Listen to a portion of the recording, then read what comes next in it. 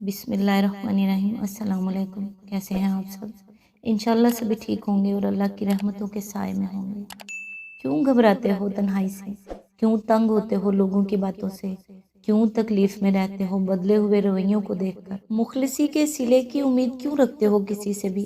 क्यों भाग रहे हो नसीब के पीछे? और अगर उन चीज़ों के पीछे भागते रहोगे जो तुमसे भागती हैं, तो सवाए थकावट के कुछ हासिल नहीं होगा। खुद की इतनी इज्जत तो करना सीखो कि जहाँ इज्जत ना रहे वहां से उठकर आ सको। खुद की इतनी इज्जत तो करो कि जो तुम्हें ठुकरा दे उसकी तरफ वापस पलट कर ना जाओ। खुद पे इतना तो रहम करो कि जब खुदा तुम पे रहम करे तो तुम उसे महसूस कर सको। लफ्जों को नहीं, अपनी खामोशी को इतना पुरअसर बनाओ कि बोलने वाले उस खामोश जुबान से घबराएं। जिसने बेरुखी से दरवाजा बंद किया है उस दरवाजे को दोबारा मत खटखटाओ। और तुम न तब अकेले थे जब तुम्हारे गिर्द हजारों का हजूम था, और न तुम अब अकेले हो जब तुम्हारे पास खुद अपनी जात भी नहीं। याद रखो, सारी कायनात भी तुमसे मुंह फेर ले तो वो तन्हा खुदा तुम्हें काफी है। और जब वो काफी है तो फिर कौन सा गम बाकी है? मुखलिसी से लेकर मोहब्बत तक का सिला बस वही देता है। दुनिया ना तुम्हें कुछ दे सकती है और ना तुमसे कुछ छीन सकती है। अल्लाह ताला हम सब का ईमान मजबूत करे और हमें ईमान की मजबूती दे। आमीन। आज इंशाल्लाह सूरत अल माइदा की आयत नंबर 106 से स्टार्ट करेंगे। औज़ुबिल्लाहि मिनश शैतानिर रजीम। बिस्मिल्लाहिर्रहमानिर्रहीम। ऐ लोगो जो ईमान लाए हो, जब तुम में से किसी की मौत का वक्त आ जाए और वो वसीयत कर रहा हो, तो उसके लिए शहादत का नसाब ये है कि तुम्हारी जमात में से दो साहबे अदल आदमी गवाह बनाए जाएं।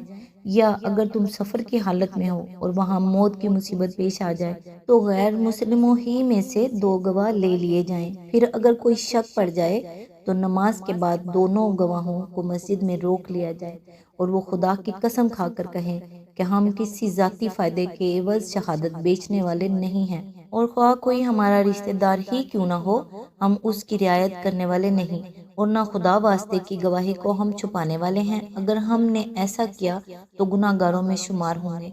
इसकी तफसीर है यानी दीनदार, रास्तबाज और काबिल एतमाद मुसलमान।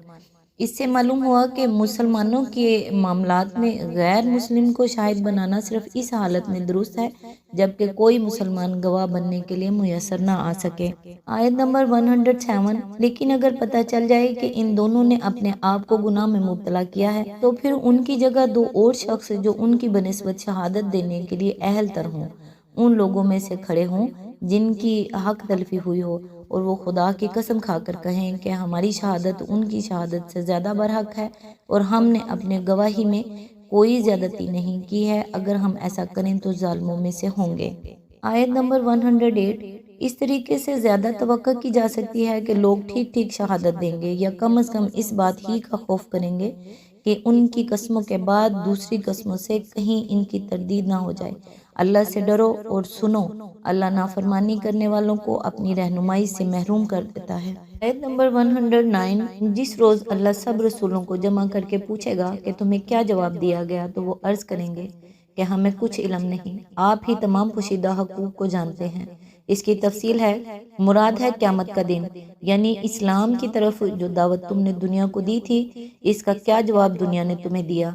वो कहेंगे हम तो सिर्फ उस महदूद ज़ाहरी जवाब को जानते हैं जो हमें अपनी ज़िंदगी में मिलता हुआ महसूस हुआ।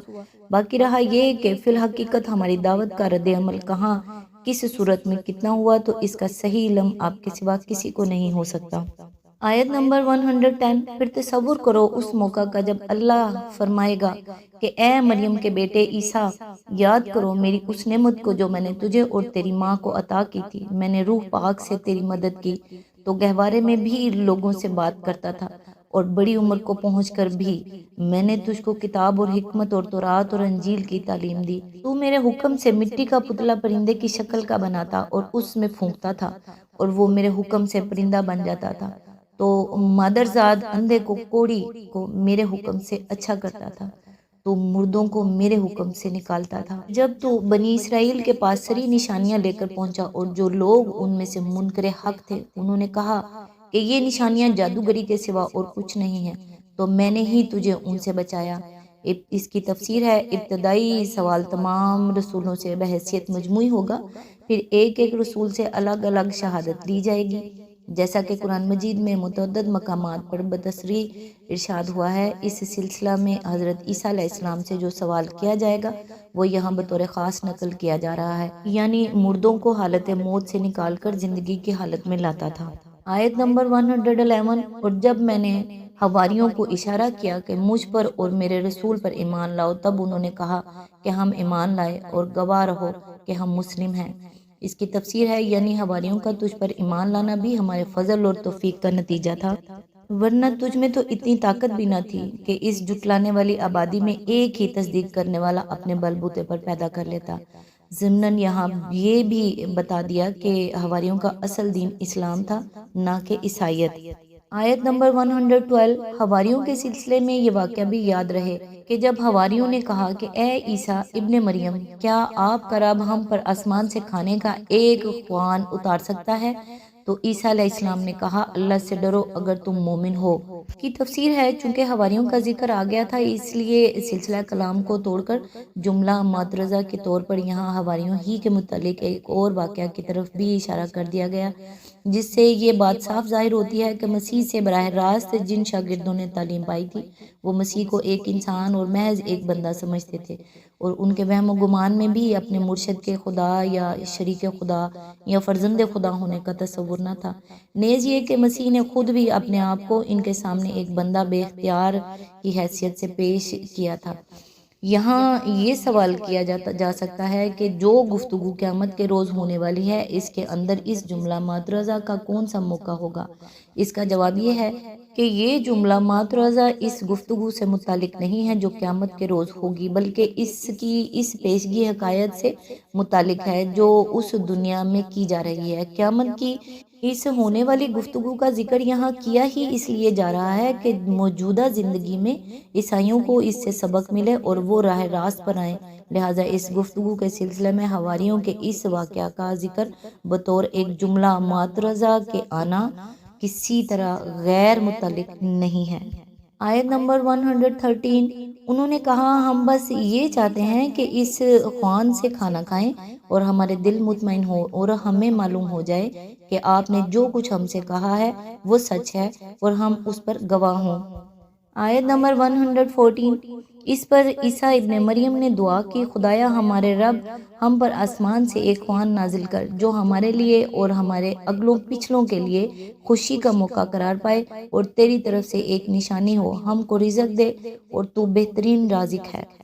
آیت نمبر 115، اللہ نے جواب دیا میں اس کو تم پر نازل کرنے والا ہوں، مگر اس کے بعد جو تم میں سے کفر کرے گا اسے میں ایسی سزا دوں گا جو دنیا میں کسی کو نہ دی ہوگی۔